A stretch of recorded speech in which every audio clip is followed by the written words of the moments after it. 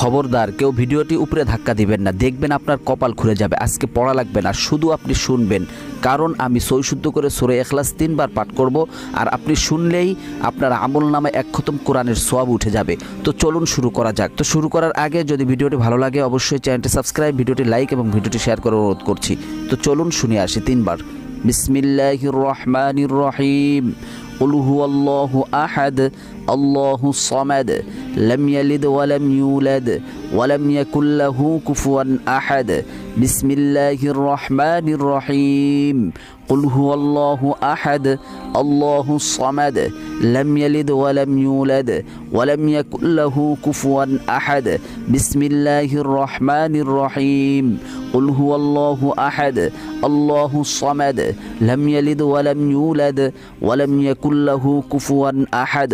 যারা শুনেছেন তাদের আমলনামায় 1 খতম কোরআনের সওয়াব উঠে গিয়েছে।